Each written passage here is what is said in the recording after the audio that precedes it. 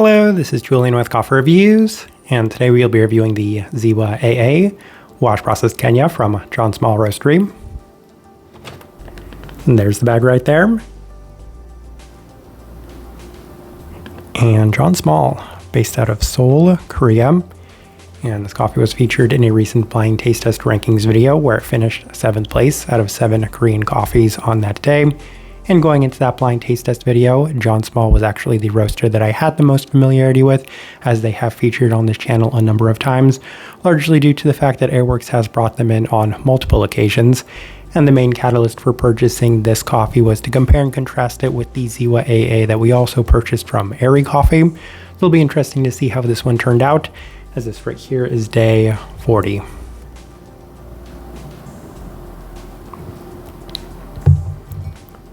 And recipe we went with for this coffee was a toned down one at a 15:1 water to coffee ratio, brewed at 93 degrees Celsius, about 199 degrees Fahrenheit. And I like this one best through the V60, which does indicate a more medium fine grind. Roast profile for this coffee, of the Korean coffee roasters that were featured in that blind taste test video, this was the most developed out of all of those coffees, though I do have to say that John Small is still less developed than the vast majority of other Korean-based coffee roasters that we have reviewed on this channel. Now, in comparison to the ones in that video, so that of course being Light, Airy, and even Sunho, this one did feel perhaps a little bit more developed than all of those, especially the Airy and Light coffees, which were on the lighter side compared to the vast majority of Korean coffee roasters that we've reviewed on this channel. So all of that's to say that this one probably is a little closer to that medium light range, and this coffee specifically may be a touch more developed than that, and still notably lighter than a lot of the other Korean coffee roasters that we have reviewed on this channel. With all that out of the way, let's go and start discussing this coffee. Day 9, which was of course the blind taste test day, and that was the first takeaway I did have from this coffee, was that it was a little bit more developed than some of the other coffees on that table, and that is one of the reasons why it did finish 7th on that day, as it's one of the characteristics that did stand out in comparison to the other coffees on that table. That being said, there was a nice level of sweetness when it was presented in isolated settings, so of course after the blind taste test I take all of these coffees individually, try them individually, and take notes with them, as there's definitely plenty of brightness and the red fruit qualities to it, so it was a pretty decent first impression, even if this coffee was my least favorite on that day. Day 15, through the Chemex, and there was a similar sentiment to this coffee, as it was definitely the most developed of the coffees that we were working on, and it was hindering the overall experience. However, it was made up for on the back end with the sweetness, as some of the other coffees that we were working on from that blind taste test were a little inconsistent and at times a little tricky to work with. This coffee, on the other hand, it was direct. I felt like I knew what I was going to get into each and every time I brewed it, which there are definitely some positives to that as well. It mostly skews on the red qualities yet again, as this coffee has been pretty direct based off of the first couple of tries. Day 18 through the UFO brewer, and the coffee is a little better today, as there are less of those robust qualities, allowing for a better presentation of the red fruit qualities. Brightness is the most standout today, as it continues to remain pretty direct once again, so notes as of this moment have been pretty consistent regardless of the brew method or recipe. Day 21 through the V60 with lower extraction adjustments, so 15:1 and 93 degrees Celsius, and the coffee was the best that had been to this point, as it felt the most balanced, toning down plenty of the more developed qualities of this coffee. Primarily red fruit forward yet again, with some floral qualities, giving it a little bit more depth, as well as a complementary stone fruit characteristic to it. And if I recall correctly, I think the notes they have listed on here are something along the lines of yellow fruits, and that was one of the really appealing prospects about this coffee to me, was kind of hoping that it would maybe skew a little bit more on the stone fruit side of things, but truth be told, it has been very traditional Kenyan-like from the onset.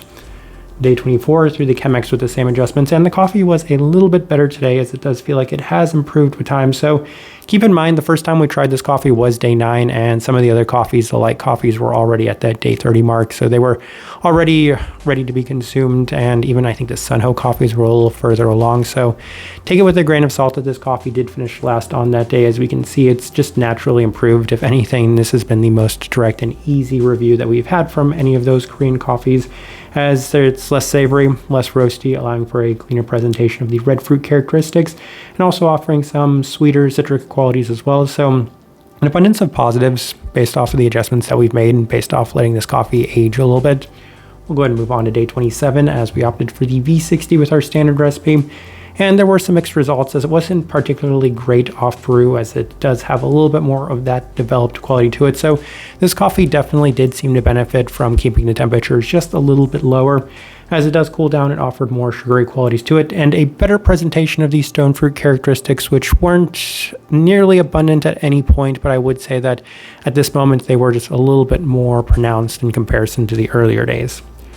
Day 30 through the Chemex with our standard recipe, and there are more struggles to this coffee when keeping the temperatures higher, as it does feel like it's toned down with just a slight bit of some tart qualities coming through at the finish. It was also pretty herbal this time around, still offering plenty of the expected Kenyan qualities and characteristics, so that's why on day 33 we opted for the V60 with the lower extraction adjustments, and the coffee was back to being at its best. Though, truth be told, it's still just okay overall for what I'm looking for when it comes to a coffee like this. It's been very Kenyan-like, so even though it's maybe not necessarily the most savory tomato forward, it did have a pretty prominent herbal quality to go along with those berry characteristics. But this moment, I would say, was actually a little bit more herbal than sweet, with a bit of the orange qualities and traces of peach. And I think that kind of summarizes this coffee. It has been pretty consistent. Keep the temperatures higher, you're feeling a little bit of the development. Keeping them lower, it tones down some of the intense Kenyan-like qualities of this coffee. So you can take this coffee in one of two directions, and I felt like keeping it toned down was probably a little bit more suitable for my own preferences. All right, let's go ahead and put up the tasting wheel so you can see what we're getting.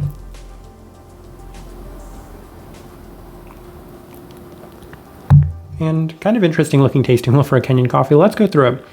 We'll start with the level 4s and the finish level 4 and the acidity level 4. We'll kind of go through those real quick. As I always say, if a Kenyan coffee is not scoring minimum level 4 for those, then something went horribly wrong. But this one, it's pretty direct in that sense.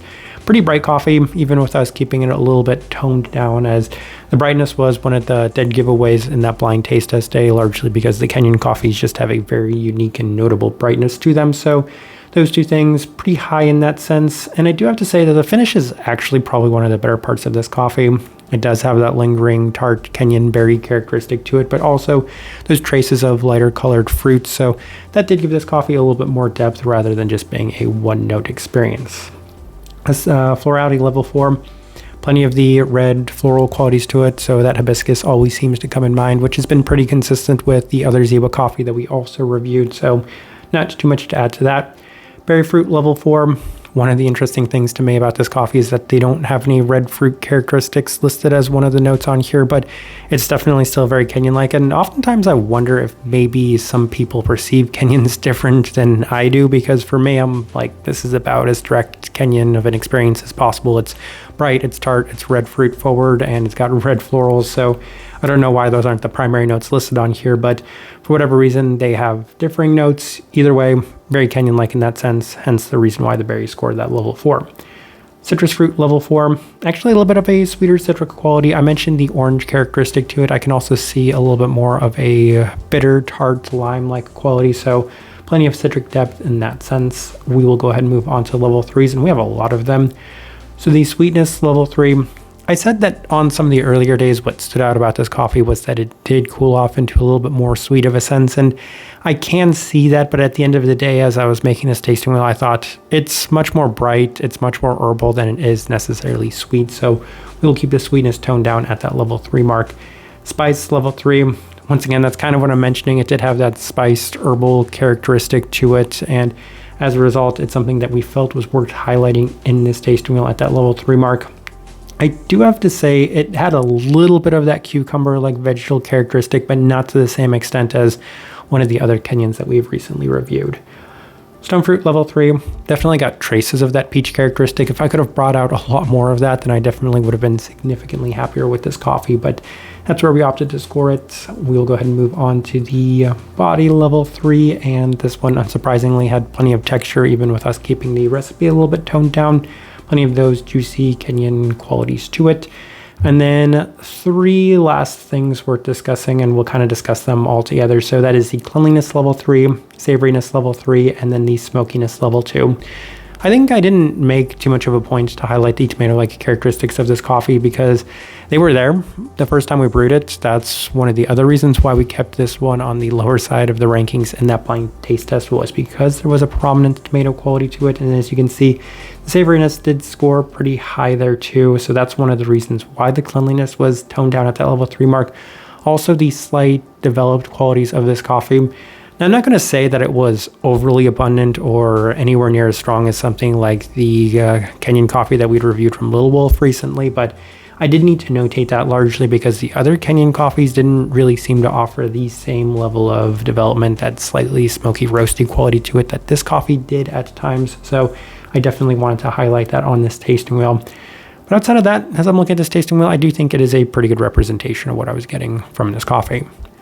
All right, so my overall thoughts and impressions of this coffee. I do believe that the first coffee we ever reviewed from John Small was also a different wash-processed Kenyan coffee, and I wasn't the biggest fan. People know in general that I'm not the biggest fan of Kenyan coffees, and when comparing the two Ziwa AA coffees, this one and the one from Airy, I probably had a little bit more of a preference towards the Airy coffee, but the one that we had from Light, that Kenya, was probably my favorite of the three, which does go to show that the original rankings we had of these Kenyan coffees stayed the same throughout. I thought that this one was fine. It acted the easiest to work with. It was pretty predictable, it was pretty consistent, and it was pretty direct, so credit to them on that. I feel like oftentimes that can make for an easier but sometimes more boring review, as the coffee is just so transparent and you can't really get too many unique or different things out of it rather than what it's intended to be, but that can also be a positive thing as well. The type of person I would suggest this coffee to: very traditional, not necessarily the lightest, and very red focused. So plenty of the red fruit qualities to it in a brighter sense, in a more floral sense, and with a little bit of a unique herbal quality and plenty of the savoriness to go alongside that as well. Do have to focus on the development too, as it does have a little bit of that, which can keep maybe the overall intensity of those characteristics a little bit more balanced and palatable. So there are pros to having a coffee be like that, since it won't skew too heavily in the direction of the brightness, the tartness, the red fruit qualities. Kind of the best direction I can point somebody towards on this one, and the best way I can leave this review. If you by chance had an opportunity to try this coffee, I'd love to know your thoughts and impressions of it as well. If you're enjoying the content, give this video a like, subscribe if you're not already subscribed. This right here has been a review of the Ziwa AA Wash Processed Kenya from John Small Roastery. Thank you for watching.